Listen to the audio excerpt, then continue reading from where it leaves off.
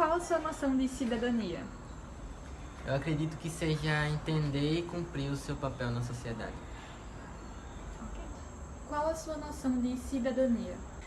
Para mim, cidadania é exercer os nossos direitos, ter cuidado com o próximo, exercer as minhas obrigações como pessoa, como cidadão. Ter cuidado com o espaço que eu tenho ao meu redor, com as pessoas que me cercam, enfim, ter responsabilidade, né? Bem, o tradicional conceito de cidadania teve origem com o surgimento das polis gregas e romanas, na Idade Antiga. Nesse período, esse conceito restringia-se à participação política de determinadas classes sociais. Na Grécia, era considerado cidadão apenas homens acima de 21 anos que tivessem paz ateniense e que morassem em Atenas. Essa garantia de direitos ao cidadão não lhe permitia uma participação efetiva na política. Tratava-se mais de um status que lhes permitia mais possibilidades que os demais indivíduos. Já em Roma, eram considerados cidadãos os homens livres, que pertenciam à classe dos patrícios, que era a classe mais nobre. Eles permitiam usufruir de direitos políticos, religiosos e civis. Por algum tempo, esses direitos foram permitidos também às outras classes, a todas as classes, até mesmo aos plebeios, que era a classe mais pobre. No entanto, após um ato aristocrático, houve uma regressão a isso e apenas os patrícios voltaram a serem considerados cidadãos. A sociedade política romana tratava-se de uma aristocracia, só que era disfarçada de república.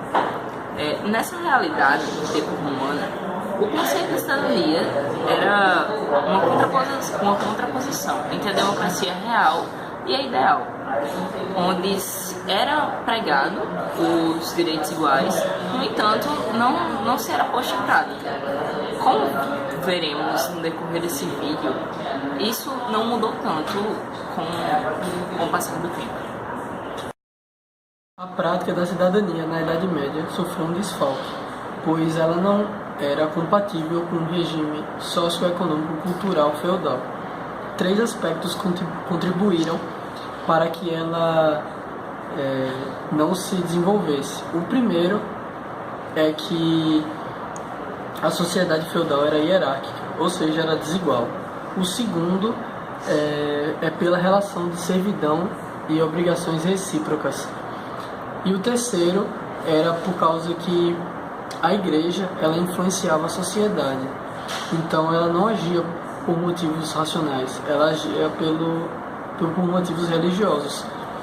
O espaço público, que é fundamental para o exercício da cidadania, foi extinto e a igualdade não existia mais, nem como prática, nem como princípio. Só depois, no século XI, com o surgimento das cruzadas, pelo aumento da população e pelo desenvolvimento do comércio, que as cidades elas se transformaram em lugares mais liberais, e assim o conceito de cidadania retornou. O Iluminismo foi um período de transição, porque ele manteve alguns aspectos tradicionais vindos da Idade Média, como a hereditariedade do poder, mas também foi um período inovador, porque houveram diversas revoluções sociais, transformações políticas, desenvolvimento das ciências, a busca pela igualdade entre indivíduos e o surgimento do ideal de liberdade. E foi justamente essa busca pela igualdade entre indivíduos e o surgimento dessa ideia de liberdade que pautaram o conceito de cidadania dessa época. Tanto Locke como Rousseau, que foram filósofos que viveram no período do Iluminismo, desenvolveram ideias de uma democracia liberal, que se opõe ao direito divino. E foram essas ideias que impulsionaram as revoluções burguesas do século XVII e do século XVIII, que tinham como objetivo regular as relações de poder e garantir aos cidadãos livre atuação política, social e econômica. Portanto, no período do Iluminismo, teve uma antinomia de ideologias que se complementaram na construção da conjuntura política dessa época. Enquanto Rousseau desenvolveu ideias com caráter de universalidade, Locke associava o conceito de liberdade ao de propriedade material. Ou seja, ao mesmo tempo que o escopo da esfera da cidadania ela se expandia, as diferenças de classe limitavam os atributos políticos dos cidadãos. Em outras palavras, nesse período existia um antagonismo. Parte do pensamento pregava uma igualdade de direitos a todos os cidadãos e a outra parte favorecia a diferença de classes. Isso teve como consequência o favorecimento da classe que era soberana na época, que era a burguesia. 19 e 20 são responsáveis por progressos significativos que vão impactar diretamente no conceito de cidadania. Tem-se nas revoluções francesa e na americana a inserção de um novo tipo de Estado.